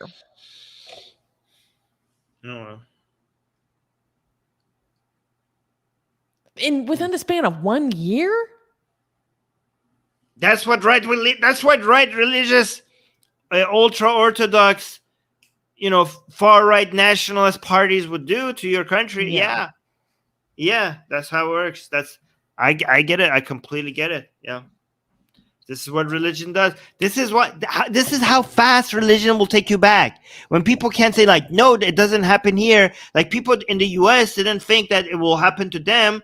One of the most advanced countries in the world, women's rights to their own body has been taken away from them because of religion. Yeah, these things happen. Like your rights, the rights that people have fought for hundreds of years, religion will take it away like this if you don't guard it. That's why I say, these things like feminism, people are like, oh, these countries don't need feminism anymore. No, they still need it because it's not just important to take the rights. When you take the rights, your job is not finished. Now you have to guard them or else it will go away. It's always important to know that after you take the rights, your job has only just begun. It hasn't ended. Now you have to keep what you have suffered, what you have paid so much to get. By the way, Qassam is here. Qassam is my God, Qassam. Hey. Chaitori. Yes. By the way, Qassam, I'm only saying hi to you and not to me because you're the only one who's important here. But that's okay. A2 is saying bah bah, Armin and Susanna. These are people from the Persian side coming over here. I know. I love that. So for people on the English side that don't know, I came on the Persian show on Friday and hung out and had a lot of fun with everyone over there. And it was explaining about some of the political advocacy I've done recently. And yeah, it was amazing. I want to come back to the Persian community so much. Everyone was so nice to me. I had so much fun. Yeah. Oh, we got a super chat from Asian American saying when women were forbidden from learning kanji, they invented hiragana. I didn't know that. Human ingenuity knows no borders. Also, the word cabal is anti-Semitic. Agree, and agree. Okay, that's a good point, Asian American. Thank you for letting us know. Yeah, okay, that's also, we have to be careful with those words. Thank you so much, Asian American, for that. I appreciate that. Some good information. Thank you for the super chat. Also, and also Kenny just bought 10 memberships. And people were saying 10 gifts. Wow, thank you, Kenny. Yes. This is so sweet. So that's not good news. I'm like, I didn't say it was good news. I just said we needed the clap. And says, fine, I'll create my own good news. And he started giving out the gifts. That's so sweet. Like, yeah, he was waiting for good news and he decided to create. He became the good news that we needed. Thank you. This is like this is very poetic. So thank you, Kenny. Thank you. Very nice. Thank you. All right. So can we clap for the next news? I mean, yeah. The hidden crisis in China. Why are they? Okay, we don't like this news, but nobody died. Nobody was molested. I'm tired of putting asterisks on it. Let's just freaking clap. We need the clap. We need the clap. Next news. Next news. Hidden crisis in China. Why are the Uyghurs drawing Xi Jinping's attention? During his unexpected visit to Xinjiang in August 26th, Chinese President Xi Jinping expressed the importance of preserving the region's quote-unquote hard-won social stability and intensifying efforts to, quote, curb illegal religious activities. Contrasting sharply with Xi's portrayal of a quote-unquote beautiful Xinjiang, international bodies like the United Nations High Commissioner for Human Rights have detailed severe human rights abuses against the Uyghur and other Turkic populations. Extensive reports from the OHCHR and Human Rights Watch have documented systematic crimes against humanity, including mass arbitrary detentions, widespread torture, and the suppression of religious and cultural practices. The crackdown, which Beijing labels as a poverty alleviation and anti-extremism effort, faces global condemnation. Emphasizing the divide between Beijing's narrative and the global perspective, Kenneth Roth, former Human Rights Watch executive director, commented that Xi's Xinjiang tour signifies a doubling down on his crimes against humanity. So, I wanted to talk about this because we haven't been covering what's been going on in Xinjiang and the situation with the Uyghurs for a long time now. And there was this recent visit of Xi Jinping to Xinjiang, which was seen as very symbolic in many ways. Obviously, going there to kind of show their improvement in the area, and it also shows that this is still very much part of his agenda, and his claims that everything's it's all beautiful and fine over there, there's nothing to see here. That's kind of how I interpreted it. And I wanted to pull up one source that I thought was interesting from Human Rights Watch, because there seems to be some evidence that there has been perhaps a slight wind down of the activities against the Uyghurs. Maybe that's not the best way to put it. I mean, I'm glad to know, because I thought they stopped a lot of it. The fact that this I'm glad that you're updating us to show that this is still continuing. So that's, I mean, most other people have completely forgotten about this. So I'm really grateful that you are bringing this again to our attention. Yeah. Yeah. So this is from Human Rights Watch, an article. So they're talking about the United Nations reports that came out and how it really validated a lot of the very chilling accusations and allegations that had been coming out for several years. So the article says, so what, if anything, has changed since the publication of the report? Independent journalists who managed to slip into Xinjiang have found that some political re-education camps have been closed, although no public tally exists about how many have been shuttered. So it seems like some of the detention centers have been closed. As of mid-2022, Human Rights Watch estimated that close to 500,000 Uyghurs and other Turkic people remained in the prisons. There still is no indication of mass releases from prisons. Many Uyghurs abroad remain unable to get in touch with their families or receive any news about their whereabouts or well-being. A Uyghur acquaintance recently told me, quote, "To me, Xinjiang is only normal when I can speak with my family again. Some whose loved ones have died learned of their passing months or sometimes years after the fact." Xinjiang residents and tourists from other parts of China have posted bits of information that suggest that local authorities have dialed back on some intrusive security measures, describing fewer police checkpoints and less stringent security checks. But these checks are still frequently performed, especially at hotels and malls. Buying gas still requires drivers to present multiple identification documents and to undergo facial recognition. And then one Uyghur person online says, basically, if you look like an ethnic minority, they'll search you at checkpoints. But other online government posts indicate that authorities continue to run a compulsory region-wide program known as Fangujie, Visit, Benefit, and Gather is what it means. This entails that, this is the program where Chinese officials basically live in a Uyghur home to try to sinicize them and also monitor them. That is insane. Imagine, that is so Orwellian. You just have somebody literally living in your home, observing what you're doing and trying to make you accept them, live by the acceptable government approved culture by having a stranger living in your house and monitoring what you do. That is, and they're like, it's to make sure that ethnic groups are united like a family. And you're like, who is this man in my house? This is unbelievable. This is so cartoonishly. If this was not real and it was in a storybook, we were like, okay, come on, make at least put a camera in their home, to make it more believable, rather than somebody actually living with them.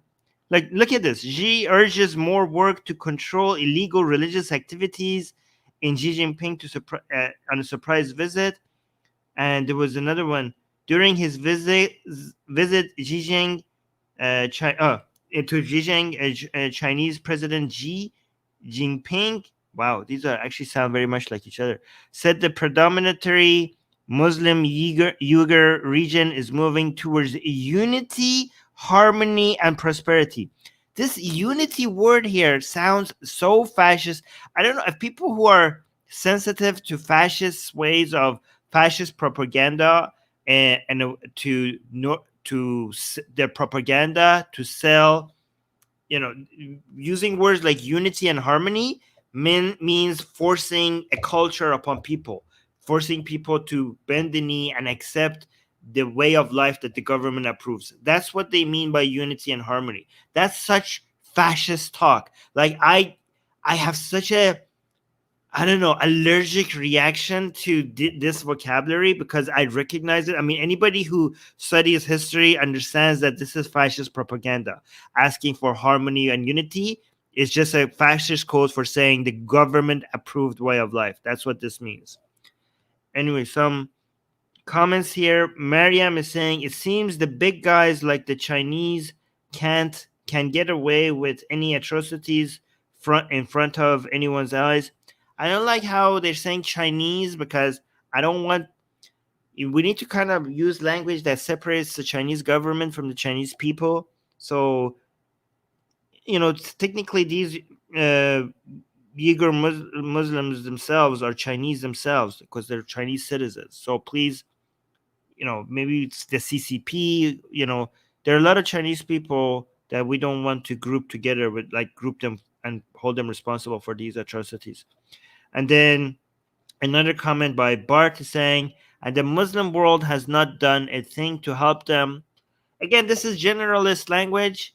Maybe we should say many Islamic governments haven't done anything to help them and have supported them in as well. Like, for example, the Saudi government, the Iranian government, the Pakistani government. But if you say the Muslim world, then that would be very easy to disprove, because I'm pretty sure if you go look into the Muslim world, there will be some examples of some people who are doing something about it. So that's not another general way of talking about this that I don't think is good.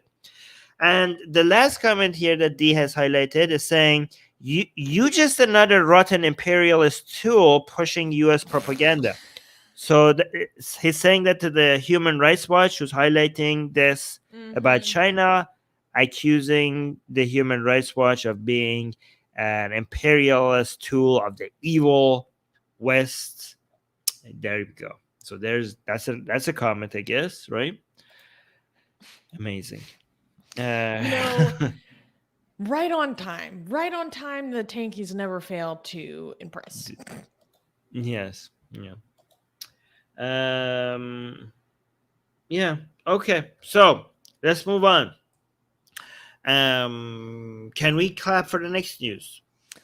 Oh, we need a clap. We don't like it. It's fine. Okay.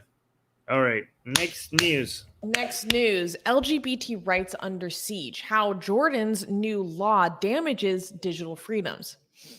On August 12th, Jordan's King approved a controversial cybercrime law, drawing sharp criticism from human rights activists who caution against its potential to infringe upon online rights and target marginalized groups, notably the LGBT community. The cybercrime law of 2023 ambiguously penalizes the distribution of pornographic content and any content, quote, promoting, instigating, aiding, or inciting immorality.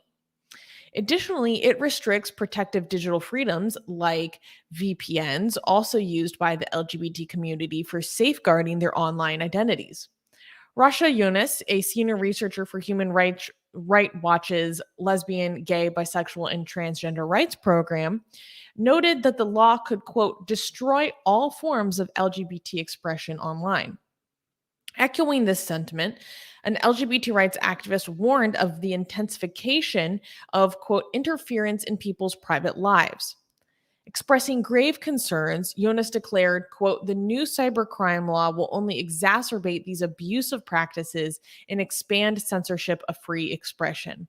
The first step is to repeal the 2023 cybercrimes law.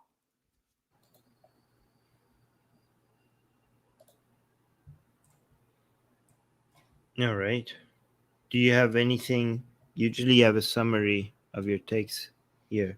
Well, okay, so basically, part of what confused me about this, and let me find the exact kind of, basically, this is a law that's supposed to be against cybercrime. And from an economic perspective, this honestly confuses me because the law also, okay, here's a quote from the article. Quote, the law also threatens the right to anonymity under Article 12 by appearing to prohibit the use of virtual private networks, VPNs, proxies, and Tor, which many LGBT people use to shield themselves online, effectively forcing individuals to choose between keeping their identity secure and freely expressing their opinions. So this is like very confusing to me, because this is a little bit separate than LGBT rights, like prohibiting the use of VPNs. Like, I have worked for institutions where the use of a VPN is mandatory. Yeah. What about all these sectors of the economy that use this for literally their own data protection? Like, if you work in the medical industry, if you're working with electronic health records, as at least in America, it's a standard that you are mandated to use a VPN to even access certain materials and databases. So I'm like, how tech companies aren't going to want to engage if you're not even allowing them the use of a VPN. But I think the framing of the law is also very important, because there's many pieces to it, right? But there are these two articles which punishes the production, distribution, and consumption of adult content, right? Which is undefined, and then content promoting, instigating, aiding, or inciting immorality. Again, very, very vague and undefined. And most people are saying that this is going to uniquely target LGBT people, just the inciting immorality. I mean, that's the best kind of law when terms are not defined and just leaves it up for interpretation. That's just how it's designed that way. You know, it's great when you want to be discriminatory and against a certain group of people. Then when this ambiguity opens your hands to just be selective in how you execute the law, right? So it's almost as if the ambiguity is by design, just so that your hands are not tied in how you want to interpret the law. You know, I mean, that's what you learn in law school. The best laws are laws that are not very clear and up for interpretation. Yeah. Well, yes. Best for abuse of the law. And I think this is important to highlight. Zaid, who's in Jordan, is saying, due to this law, I had to delete all my social media to stay safe. Oh my God. Well, thank you so much, Zaid. This is why I love our audience. We have eyes and ears everywhere, guys. Look at us. We're almost like the Illuminati, right? Look at our audience are giving us. Yeah, this is why it's good to have such a global audience. You guys are live in the chat, telling us, giving us information about where you live. So thank you for that. Yeah, he had a follow-up statement saying, this law uses a lot of broad and ambiguous wording in its articles in order to suppress anything from LGBT content to blasphemy to even political opinions. Yeah, wow. And this was not expected from a country like Jordan. You would think that Jordan is one of those Islamic countries who is trying to go the other direction sometimes. Like that's what the impression you get. So this is weird from Jordan. You know, I it's mean, funny. At the time, yeah. Sorry to interrupt you, because in the comments that D, our lovely editor, included in this article, that's actually some of the reactions that people were having on Twitter, basically being like, I thought Jordan was supposed to be one of the progressive countries. Yeah. Well, and I mean, like based on the experiences of the people I know living in Jordan, it does not seem that way at all. I mean, the standards are pretty low, so they are still one of the more progressive countries. Even with all this nonsense, they're still relatively better, right? So, but the standards are pretty low. So that's how that works, right? Yeah. And also, remember how we covered how they were trying to promote a law in Jordan to help like criminalize child beating, and there were people that were from the Islamist parties in Jordan literally coming forth and saying, no, we can't have harsh punishments for child beating because that's against Islam. It will what did they say? They basically said that it will encourage children to not follow Islam, and then also it's going to destroy the Islamic family. I'm like, oh wow, so talk about a self-report. Right, yeah. Sage from Jordan is saying progressive my ass. Oh, Zaid, I'm sorry. Okay. Wallace was also not saying that. Oh my God, he gets so triggered when he sees comments like that. I can only imagine. Yeah. These dumbasses, if they only knew. What the fuck? Oh my God. Zaid, love to you. Yo, I love Zaid. Okay. Zaid is like my little brother, I swear. Okay, I'm trying to read one comment from Wallace for the last 10 minutes. Okay. Wallace saying, oh my God, Jordan was going in the right direction.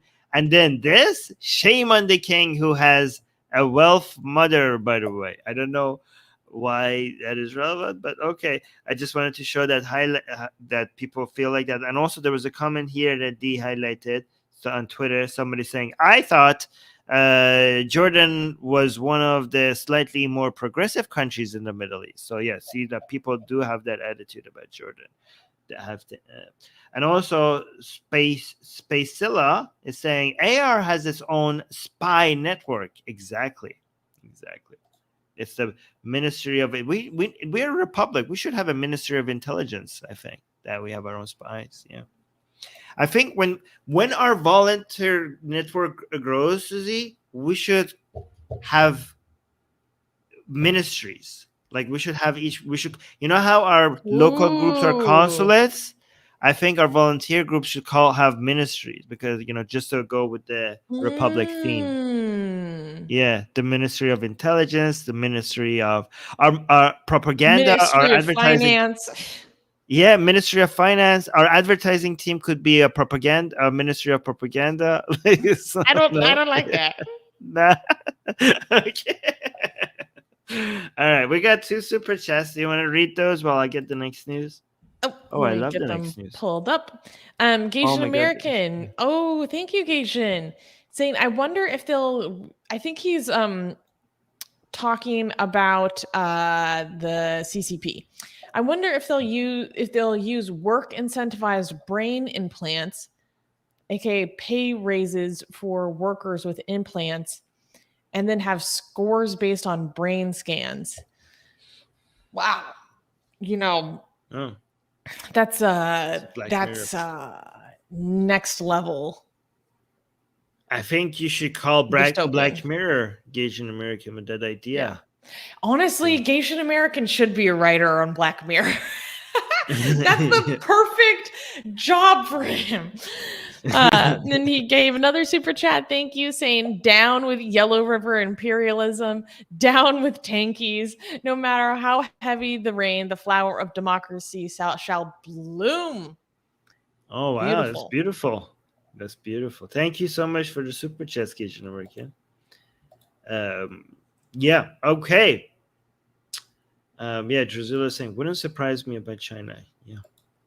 Okay.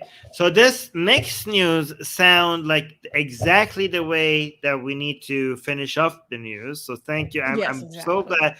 I think, Susie, you have such a good way of like, I every time you put the news together, I see the wisdom behind how you decided. You put some important, but at the beginning, you put some of the heavy stuff a little bit in the middle, but you also try to close it off in a way that we could go a little bit more relaxed, a little bit more funny, with a little bit less depressed. On your face. With a smile, yeah.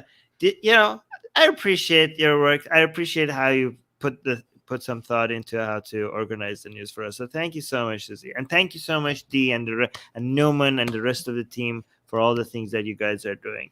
And also shout out to our video editor, which I cannot name, for cutting the videos as well. I'm putting them on YouTube as well. And thank you for everyone that supports us. Yeah, because it's through your financial support that we're able to keep doing this show. Thank you, guys. There's PayPal, there's Patreon, there's YouTube membership, and there's Super Chats, guys. Please continue supporting us so we could pay our team, at least the ones that we are able to pay for now. So please let us help us out. And also just like the video if you can support us. All right, so this is definitely clappable, right? Yes. Yes. Yeah, I know it is clappable, but we just have this tradition of you telling us that it's clappable.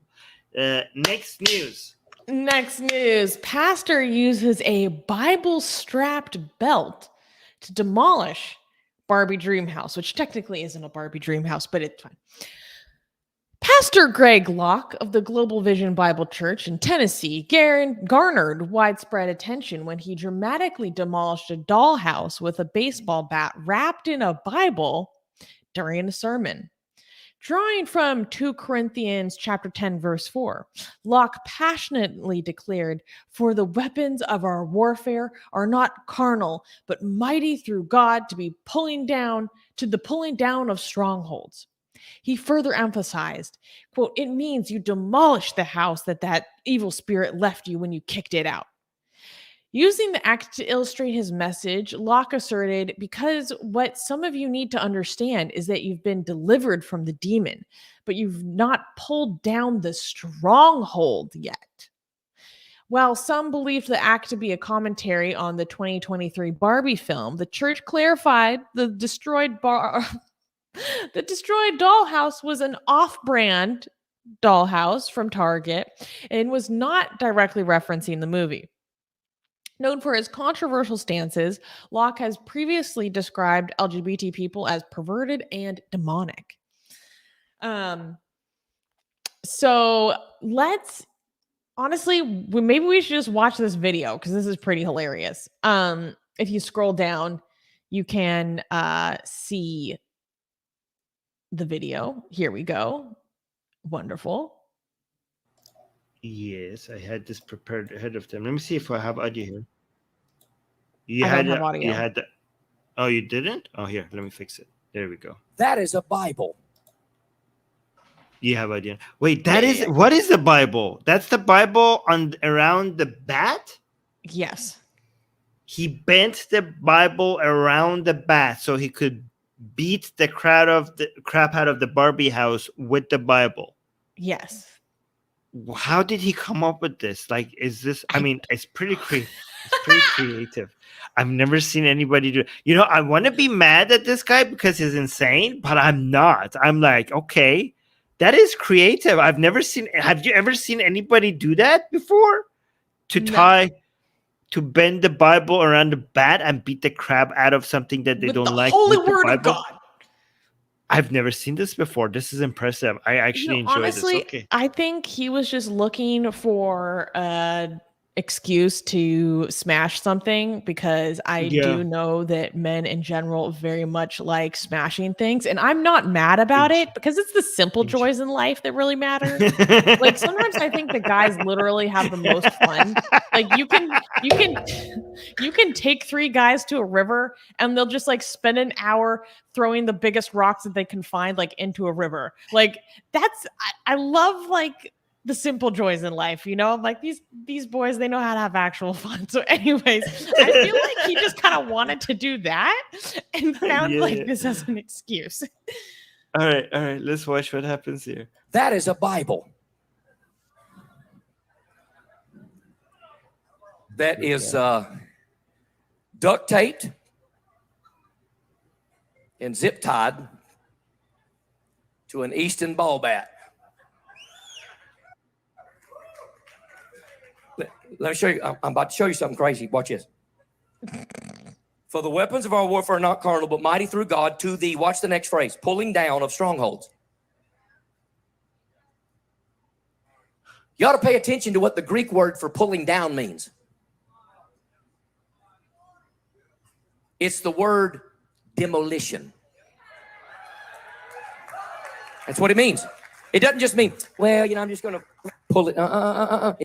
I like how he's intellectualizing this behavior. This, like, you know, this is the Greek word. Like he's reading the Bible verse, like the Greek word for pulling them is demolition. So like there's a wisdom behind what I'm doing here. It means you demolish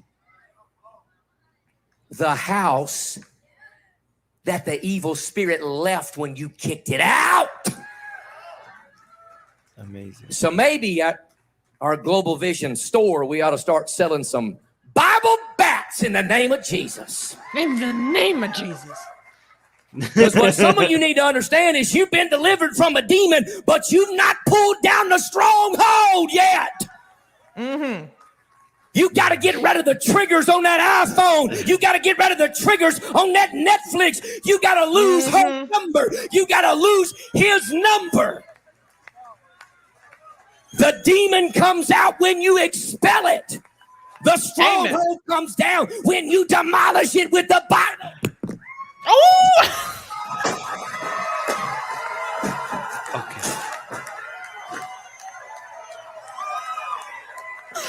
Okay. Wait, one more time. This was look. The demon comes out when you expel it. The stronghold comes down when you demolish it with the Bible. Oh!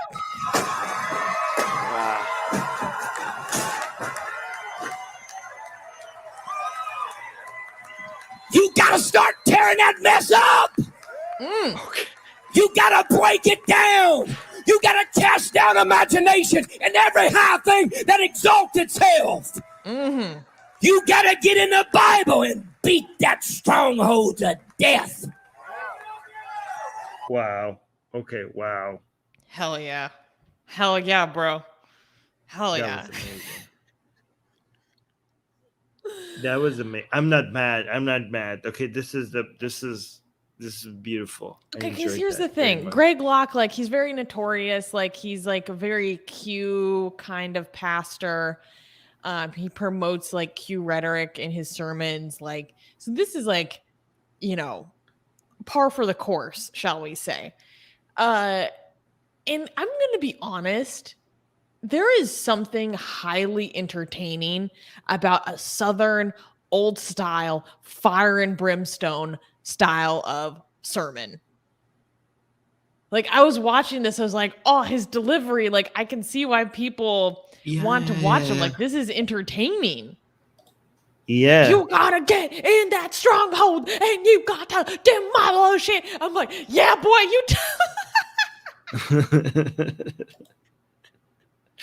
that the delivery was fantastic. Highly entertaining, but it's more WWE than it is church. Like, yeah, Yeah, I mean, I would. I'm an atheist. I would go watch that. I would pay to watch that. Zaid is asking a good question. He's saying, isn't he disrespecting the Bible by doing this? Okay, and this is where my Catholic brain came out, because as a Catholic, I'm like, this is severely irreverent, and this is like desecration. Like the Catholic part of my brain that's is a like Catholic mindset. Yeah. my Catholic mindset is like, oh, is this what Protestants are doing nowadays? Like, I mean, as a Protestant, like there's nothing that nowadays. Yeah, as a Protestant, the objects are not holy. This is why Catholics are infidels, and from a Protestant perspective, the fact that you think that objects can be holy, like nails, like bones relics, of saints, relics, and stuff like that, right? But yeah, that's Eucharist. Not that. That's just exactly the Eucharist. Yeah. But I'm like, so this was Catholics have such like a gravitas to it, right? It's like ceremony and ritual and like very solemn and like all about the solemnity of the respect and the reverence. And so seeing you take the word of God and use it as a weapon on a dollhouse as a Catholic, I'm like, my mind is exploding. All right, somebody from a Muslim background, Ayan, is saying, my Muslim mind says this is very weird. Yeah, imagine like a Muslim doing that with the Quran. People are like, what the hell, right? Literally, Zayn is saying if it were a Quran, countries would burn. We should do this with the Quran. I think that would be amazing. Not that we want to burn countries. What do we need to destroy with Allah's perfect word? What demolition do we need to bring down with the holy word of Allah? Maybe just another Barbie house. I don't know. Why not do the same? I don't know. Yes. So people were saying this had to do with the Barbie movie, and it didn't really. This happened before the Barbie movie came out. Yeah, so this is before the Barbie movie. So why are they? What do they have a problem with this doll? Okay, so it's not even a brand. The brand is not even Barbie in this house. This is just apparently a pink dollhouse. It's just a pink dollhouse. So what is the problem with the pink dollhouse? What's the issue? I don't think there's a problem with the pink dollhouse. I think it's standing in as a prop, as a metaphor. For what? Because he says first you have to expel the demon, but then you have to tear down its stronghold. Yeah, but this is about, and then he talks about Netflix. I think he's just talking about. I mean, it might not be a Barbie. I think it represents Barbie ideology, like the way the children are being brainwashed by media, by Netflix, by their toys.